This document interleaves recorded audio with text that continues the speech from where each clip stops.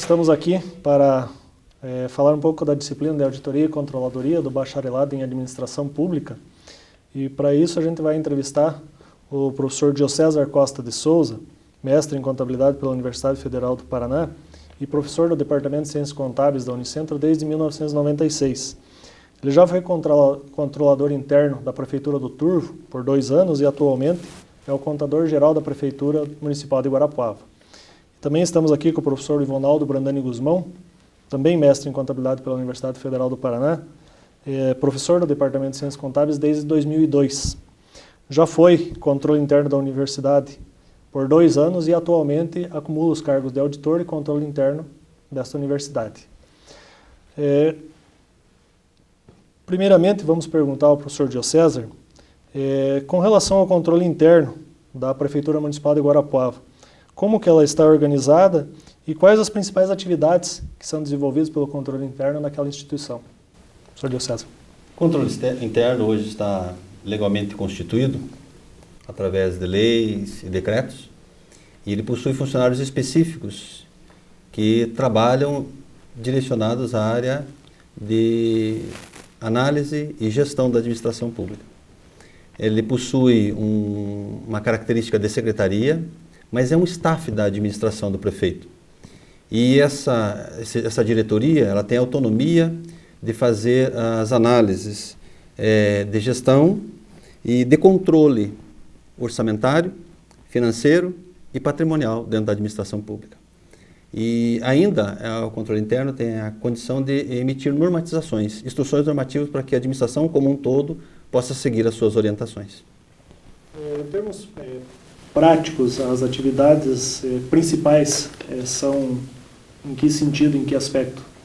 Em primeira análise, são feitas abordagens na área financeira, observando se os controles financeiros, bancários, eles coincidem com os controles existentes dentro da administração pública, também dentro da contabilidade do município.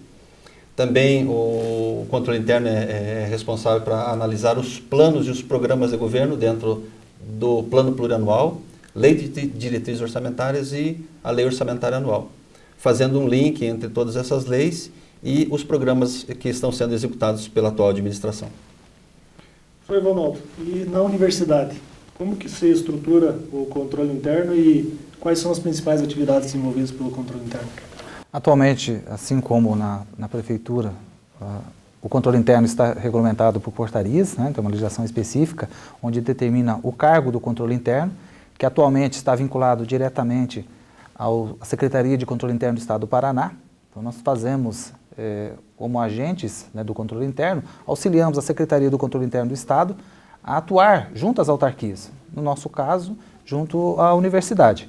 Então, o controle interno auxilia a gestão da universidade a manter a transparência, a auxiliar na gestão dos seus recursos, sejam eles patrimoniais, financeiros, de maneira que nós mantenhamos a legislação de acordo com o trabalho que está sendo realizado. Em termos práticos, as atividades, quais as principais atividades que são desenvolvidas em termos de controle interno na universidade? Atualmente, nós trabalhamos em conjunto, como eu falei, com a Secretaria de Controle Interno do Estado do Paraná. Eles mandam os seus relatórios, né, de controle interno, solicitando, fazendo perguntas específicas, seja uma hora do patrimônio, uma hora da parte financeira, uma hora dos recursos humanos, da administração de uma forma geral, principalmente quanto à questão de legislação. E nós remetemos esses trabalhos às unidades responsáveis por esses setores, né? E eles respondem, nós verificamos se aquela informação está de acordo com o que foi respondido, entramos num sistema próprio do controle interno do Estado, que é uma ferramenta específica deles, e digitamos todas essas informações. Então, eles enviam um questionário, nós preenchemos, encaminhamos a eles, eles fazem as análises e encaminham ao Tribunal de Contas para futuras averiguações. Com relação ao Tribunal de Contas, que é um órgão de controle externo, quais as formas que ele exerce o controle externo sobre a universidade? As inspetorias, quando vêm fiscalizar a universidade, elas já vêm com uma análise prévia, né, dos trabalhos que serão feitos. Então, fazem essas visitas, são esporádicas, a cada período, né, mensal ou bimestral. Quando eles vêm, já vêm com uma pauta de itens que querem verificar e cabe a nós, do controle interno, acompanhar essa atividade, fornecer os dados a eles, esclarecer pontos que eles queiram, que acharam que ainda não está bem detalhado, e qualquer outra atividade fora dessa pauta é acertado com eles, né, para que nós enviemos esses relatórios posteriormente, ou pelo correio, né, se for o caso de cópias de documentos, ou se for por meio de relatórios na forma de planilha, nós encaminhamos via e-mail. E na prefeitura, professor Diocésar, como que funciona com o controle externo? Como que ele é exercido e quem é o órgão que faz esse controle externo? Além do Poder Legislativo, que também tem a autonomia de fiscalizar as ações dentro do Poder Executivo, o Tribunal de Contas tem duas grandes áreas de abrangência de fiscalização. Uma, através das informações que nós, como município, remetemos diariamente para o Tribunal de Contas, e através dessa nova contabilidade pública que o Brasil hoje está se adequando às novas normas brasileiras aplicadas ao setor público, nós precisamos disponibilizar, até porque a lei de transparência faz com que o município tenha todas essas informações disponíveis online. E o Tribunal de Contas, analisando todas essas informações, pode solicitar ou então averiguar in loco também o andamento de algum tipo de processo, o aprimoramento, quem sabe, da própria administração, ou o desenvolvimento de uma obra. Então, o Tribunal de Contas, em primeira análise, ele se detém pelas informações que nós prestamos, e em segunda análise, se assim for conveniente ou for designado também pela inspetoria do Tribunal de Contas, eles vêm in loco fazer verificações dentro do nosso município. O professor Ivanaldo comentou que na universidade a relação entre o controle interno e o controle externo são mais próximas. Como que isso se dá na prefeitura? O controle interno emite vários relatórios de forma contínua, relatórios mensais, semestrais e anuais, e encaminha para os órgãos de controle externo. O próprio Poder Legislativo, Ministério Público também é um órgão de controle externo nosso, mas o principal foco da administração do Poder Executivo é o próprio Tribunal de Contas também. Então, o Tribunal de Contas também recebe esses relatórios mensais, semestrais e anuais, e com base nesses relatórios também toma procedimentos e toma possíveis ações inerentes ao município a ser fiscalizado, ou uma determinada ação, uma obra, quem sabe. Mas isso inicialmente analisado os relatórios da Controladoria Interna do município. O Poder Legislativo é o órgão primeiro de fiscalização do Executivo, tanto municipal quanto estadual e o federal. Como que funciona em Guarapuava esse controle? Existe uma intervenção muito grande do Legislativo? Isso é constante, é esporádico? O Poder Legislativo ele tem a autonomia de solicitar quais informações ele achar que seja conveniente. Existem algumas informações que alguns vereadores acham relevantes, outras não. Então, necessário em determinadas situações, passar pelo plenário do próprio Poder Legislativo. Mas é um poder fiscalizador atuante e, além desse tipo de procedimento, em que nas próprias ações do poder ele pode solicitar, com o aval de todos os vereadores, a própria prefeitura, Departamento de Controladoria e o Departamento de Controle Interno sempre tem deixado à disposição para qualquer vereador ter livre acesso à documentação e às informações se achar pertinente, até porque eles são representantes do povo e têm essa autonomia de fiscalizar o Poder Executivo. Professor Ivanaldo, você tem bastante experiência já com auditoria, o professor Diocésar também, auditoria em instituições privadas. Na gestão pública, a auditoria e a controladoria, ou controle interno principalmente, elas quase que se confundem. Mas no nosso material ele traz isso de forma separada. Controle interno é uma coisa, auditoria é outra coisa. Na universidade, como que funciona a auditoria? Porque ele tem uma função específica para o auditor. E como que ela é estruturada na universidade? Atualmente, a função do auditor dentro da universidade é dividida em duas funções. o auditor e o auditor adjunto.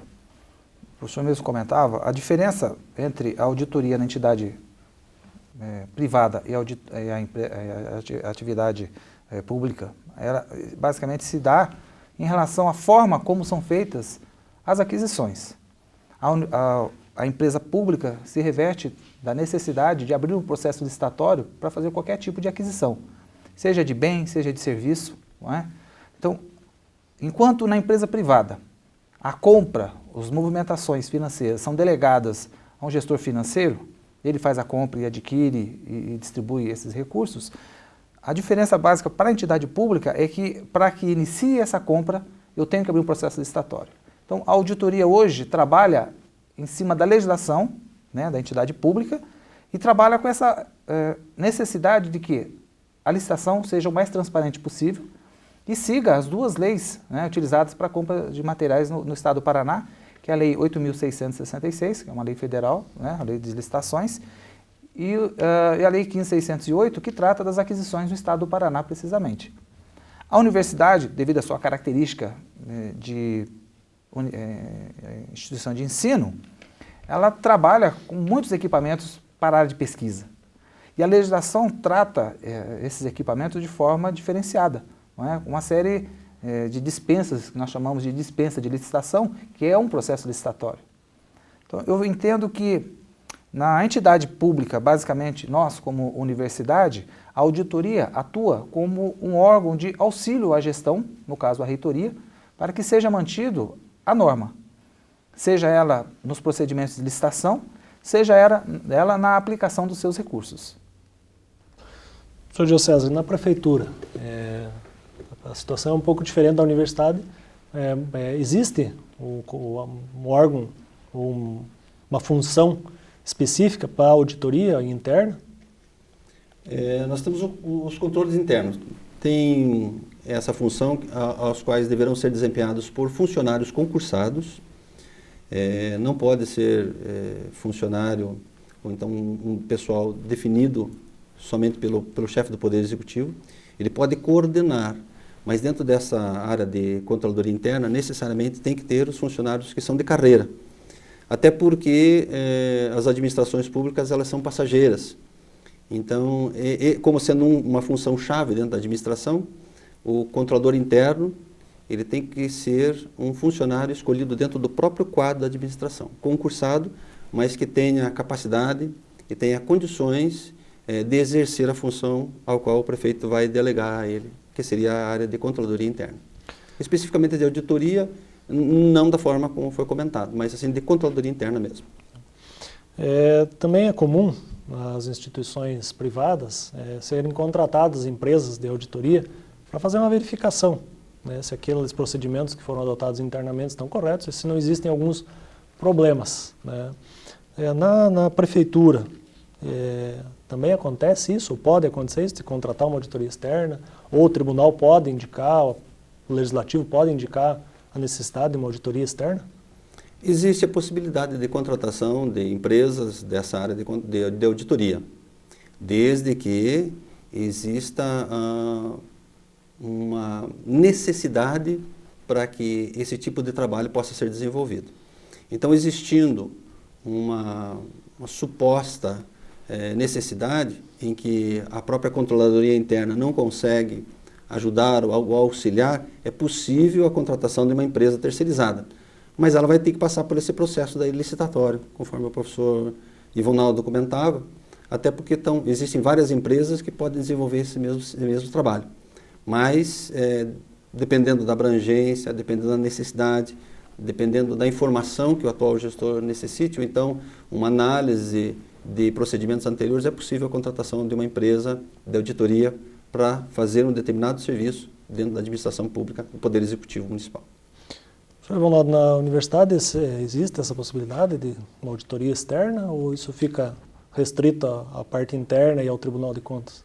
Sim, há essa possibilidade. Como o professor Diocésar mesmo comentou, desde que o auditor interno e o controle interno não estejam em condições de emitir um parecer sobre determinada atividade, isso seria possível. Eu ainda não vi acontecer dentro da universidade, devido às características, né, próprias da autarquia. A universidade, como eu comentei, ela é fiscalizada pelo Tribunal de Contas. Né? Quem faz essa operação de levantamento mais detalhado do processo de licitação é o Tribunal de Contas do Estado. Então, se ele levantar alguma irregularidade ou alguma observação que deva ser corrigida, ele já nos informa. Com relação, existe mais uma forma de controle, que é citada no nosso livro, né, e que deveria ser uma forma mais utilizada e que a gente percebe que ainda é um pouco subutilizada no contexto brasileiro, mas também no contexto municipal em que nós estamos inseridos, que é o controle social.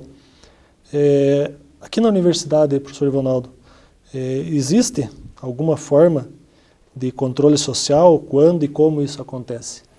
O controle social dentro da universidade, ele é delegado ao Tribunal de Contas do Estado e à Secretaria de Controle Interno.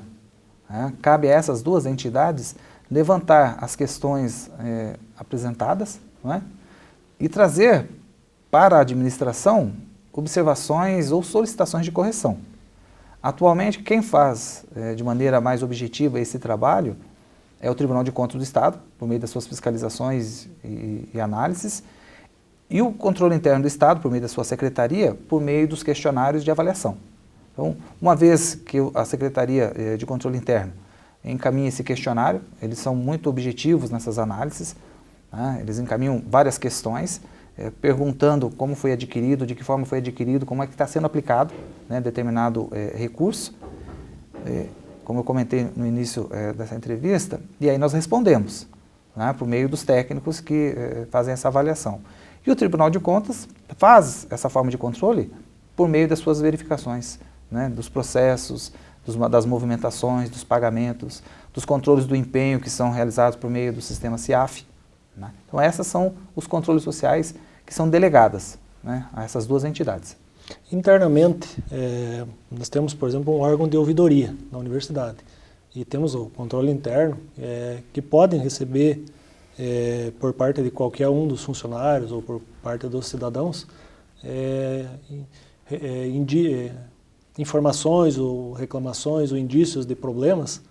Isso pode acontecer na universidade? Pode. A universidade tem a ouvidoria, né, que é um órgão dentro da entidade destinado a receber, como diz o professor, as informações, reclamações, solicitações, né, queixas das diversas formas.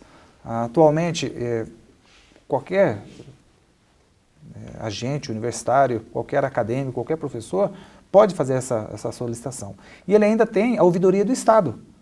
Se ele, uma vez não satisfeito com as ações realizadas dentro da universidade, por meio da sua ouvidoria, ele pode entrar em contato com a ouvidoria do Estado e aí a própria ouvidoria do Estado encaminha para a reitoria uma solicitação de esclarecimento quanto a queixa ou a informação ou a solicitação do requerente. Professor José César, com relação à prefeitura, essa questão do controle social, eu acredito que seja um pouco mais intensa. Existe uma cobrança maior por parte dos munícipes em relação às atividades da prefeitura, diretamente da prefeitura ou via o legislativo. Como que isso funciona? Quando isso acontece? Perfeito, sua colocação é pertinente.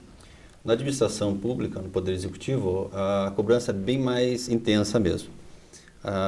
Dentro do nosso município nós temos o Observatório Social, que é uma entidade que procura acompanhar a execução orçamentária do município, procurando analisar os relatórios, não somente da entrada de recursos financeiros, mas também da destinação desses recursos.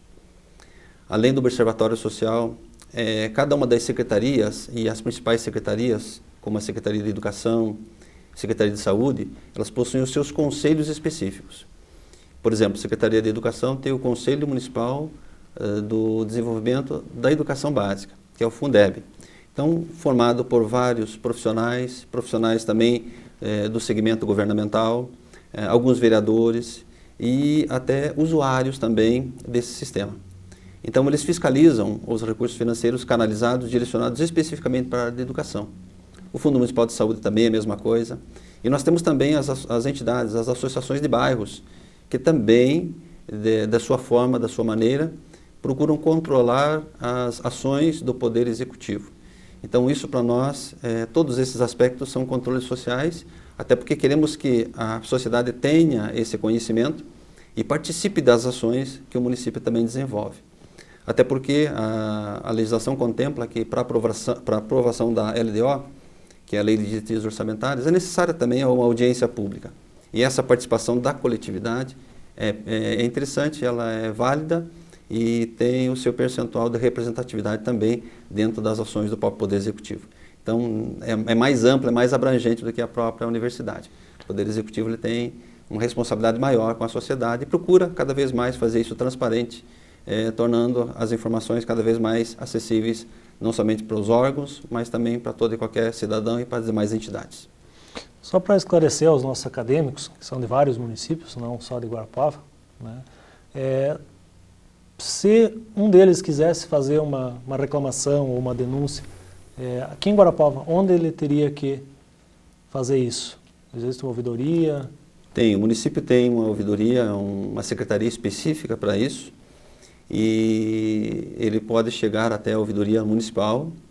E existe uma lei hoje federal, a Lei 12.527, que dá total a abrangência para todo e qualquer tipo de informação que qualquer cidadão quiser ter em qualquer município do nosso país, ele tem a possibilidade de ter essa informação sobre a gestão da administração pública. Então, no nosso município tem a ouvidoria, ele faz a solicitação e dentro do prazo mínimo possível a gente disponibiliza as informações, os relatórios e, se necessário for, até dar um suporte para poder explicar as origens ou investimento desses recursos da melhor maneira possível, que torne-se isso bem transparente, bem visível para a sociedade. Para encerrar a nossa entrevista com os professores, né, os nossos acadêmicos eles estão fazendo um curso de bacharelado e existe a perspectiva de atuarem, né, e torcemos que isso aconteça, que muitos deles atuem nessa área. Né? E eu, como professor da disciplina, tenho o desejo de que alguns, pelo menos, busquem atuar nessa área da auditoria e da controladoria governamental. Né? Então, quais são as perspectivas profissionais que nós temos nessa área, né, ligada à auditoria, à controladoria, e principalmente à controladoria interna? Professor Diocésar. As perspectivas são as melhores possíveis e muito amplas também. Se tomarmos por parâmetro que hoje no nosso estado temos 399 municípios, mais de 5.500 também municípios no nosso país como um todo. Né? Cada prefeitura, câmara, fundos e fundações precisam de um profissional que desempenhe bem essas funções na área de controladoria interna e contadoria também. Então, se formos analisar nesse aspecto, só na área municipal é amplo. Devemos levar em consideração também ainda os órgãos governamentais, né? Poder Executivo Federal, o próprio Poder Executivo Estadual, que sempre necessitam de profissionais nessa área. Então, a perspectiva é muito ampla. No nosso município, por exemplo, nós temos 3 funcionários que trabalham diretamente na área de controladoria interna e mais 8 funcionários que trabalham diretamente na área da contadoria geral. Desses 8, um é estagiário da nossa universidade já. Então, está procurando, da melhor maneira possível, já angariar conhecimento para mais tarde, quem sabe, atuar e trabalhar nessa área da controladoria e gestão pública. Professor Ronaldo, na sua opinião, quais são as perspectivas dentro dessas áreas de controladoria e controle interno? Eu faço as palavras do professor Diocésar, né? É uma área em expansão, né? O número de formados não está atendendo a demanda, né? Penso que é uma área que, para o próximo década, vai ser uma área de extrema procura. Nós estamos passando por um momento de normatização internacional das normas contábeis. E isso demandou que o Brasil tivesse que caminhar muito rápido na forma dos seus controles. E, em contrapartida, também formar os seus quadros. Atualmente, como o professor Diocésar comentou, no Paraná são 399 municípios. Nós temos toda a instituição pública, né, necessitando de profissionais com essa habilitação, e são profissionais extremamente técnicos, porque vão trabalhar com muitas normas, com uma legislação muito específica. Como eu comentava, o pessoal acha que nas entidades públicas nós só temos licitações. A licitação é o começo da atividade, né, de aquisição, mas tem todos os controles, todos os projetos, todos os convênios que são firmados eles necessitam de um conhecimento técnico muito preciso. Penso, então, que a área da administração pública está em crescimento, apesar de nós termos visto poucos concursos, mas esses poucos concursos, a tendência é que aumentem. A área pública demanda um conhecimento técnico, como eu comentei, muito profundo. Algumas áreas específicas necessitam de formação específica, né? Como eu comentava, em auditoria, por exemplo, tem que ser um contador. Mas nas demais áreas, as áreas de sociais aplicadas sempre são bem-vindas. O que demanda é que os nossos acadêmicos estudem, se preparem, vejam, leiam a legislação, estudem profundamente a questão das normas, se dediquem basicamente a conhecer o procedimento do ente público, que ele é diferente da entidade privada. Considerando tudo isso, eu só posso prever que a área da administração pública será um dos grandes recrutadores da mão de obra atual, na área técnica. Aproveitando esse gancho, o Brasil está passando por uma adequação das normas contábeis às normas internacionais, principalmente no que se refere à contabilidade pública. Eu lembro que o professor Diocésar, nós desenvolvemos um estudo em 2006 com relação ao volume de implantação de controle interno nos municípios. O senhor lembra mais ou menos quais que foram os dados levantados naquela época? Porque o controle interno também apesar da legislação ser um pouco mais antiga, a cobrança é um pouco mais recente. Né? Verdade, professor. Mesmo que a Constituição já contemplava a necessidade da controladoria interna em vários órgãos e setores, mas isso não era cobrado veementemente dos administradores públicos. Em 2006 foi desenvolvido esse trabalho, e eu lembro que de todos os municípios que nós pesquisamos aqui dentro do nosso estado, poucos eram aqueles que existiam, que possuíam controladoria interna dentro das suas administrações. Muitos deles achavam que poderia ser oneroso, ou que talvez não tivesse o devido resultado que a controladoria interna, a auditoria, pudesse trazer para o Poder Executivo. Mas grande parte desses gestores estavam perfeitamente enganados, né? E os resultados contrapõem exatamente isso que naquela época foi desenvolvido nas pesquisas. Muitos não queriam implantar o controle interno, até por achar excessivamente oneroso. Mas hoje a gente vê exatamente o contrário. A controladoria interna é aquela área em que, trabalhando com a questão de custos, reduz, inclusive, desperdícios, faz com que até as ações sejam muito mais eficazes, traz a eficiência dentro da administração pública como um todo, e hoje a gente percebe, desde a aprovação da Lei da Responsabilidade Fiscal, lá em 2000, que a noção hoje de gestão pública, de administração pública, mudou completamente dentro do nosso país. E eu espero que cada vez continue mais ainda. Então, naquele trabalho desenvolvido em 2006, realmente era algo inicial ainda.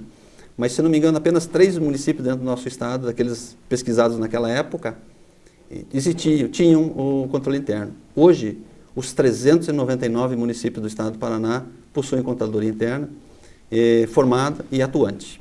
Isso é algo que demonstra a necessidade e a boa capacidade de gestão e até, às vezes, a imposição de alguns órgãos, né, da administração em o próprio Tribunal de Contas, né, exigindo que fosse implantado isso dentro do nosso estado. Mas hoje é uma realidade em grande parte do nosso país já. Que bom saber disso. Professor Evanaldo, seus comentários finais, alguma coisa ainda? Me faz, né, complementando o que o professor Diocésar falou, a própria legislação, os controles sociais estão exercendo uma pressão muito grande sobre os órgãos públicos. Há uma necessidade premente de o pessoal se qualificar, que os próprios gestores necessitam de pessoas habilitadas, porque essas pessoas são as responsáveis pelos pagamentos, pelas compras, pelos recebimentos. Os gestores estão entendendo então que ele precisa investir em profissionais qualificados. Hoje mais do que na aplicação da lei de responsabilidade fiscal, porque até então acreditava-se que seria uma lei passageira e que não seria tão eficiente na cobrança dos seus gestores. Isso tem modificado. O Brasil está caminhando para essa internacionalização das normas, os controles devem ser muito mais eficientes, os órgãos de controle social estão sendo muito mais efetivos. Então, coube agora aos seus gestores, sejam eles dos municípios, das autarquias, investirem em pessoal, qualificação, contratação de mão de obra muito boa, né, principalmente na questão de qualificação. Isso só pode mostrar para nós que o caminho do Brasil é um caminho que nós entendemos que será de extremo controle na área pública. Apesar de vermos no noticiário problemas, mas são problemas isolados, e, no meu entender, é justamente o controle social exercendo a sua atividade. Diante disso, eu entendo que as pessoas que estão atuando na área da administração pública deverão investir não só em mão de obra qualificada, mas nos seus controles. Sejam eles por meio de sistemas, sejam eles por meio de normatizações específicas para cada região. Acho que essa é a ideia. Professor Diocésar, mais algum comentário? Da mesma maneira, eu entendo que a questão de investimento em pessoal e aprimoramento é fundamental para que a administração pública como um todo, a gestão de recursos públicos seja diferenciada. Então, o que nós víamos no passado, nós precisamos ter essa ideia de que é possível mudar, mas nós só mudamos com a capacitação e o aprimoramento. Então, precisamos investir nisso para termos um retorno. E a dica que nós deixamos para os nossos alunos, para os nossos acadêmicos, é exatamente isso. A questão do aprimoramento, da qualificação profissional. O investir em educação, investir em capacitação e aprimoramento nunca é demais. Uma hora ou outra, pode ter certeza, você vai ter um retorno sobre esse investimento, não somente de tempo, mas de recurso financeiro. Tenho certeza absoluta que esse é o caminho, essa é a chave para que o nosso país cada vez mais tenha sucesso e alcance resultados expressivos. Então, agradecemos ao professor Diocésar por dispor do seu tempo na Prefeitura Municipal e ao professor Evonaldo por dispor do seu tempo na auditoria aqui na nossa universidade. Obrigado a vocês. E aos acadêmicos, vocês ouviram, né? Qualificação profissional é a chave.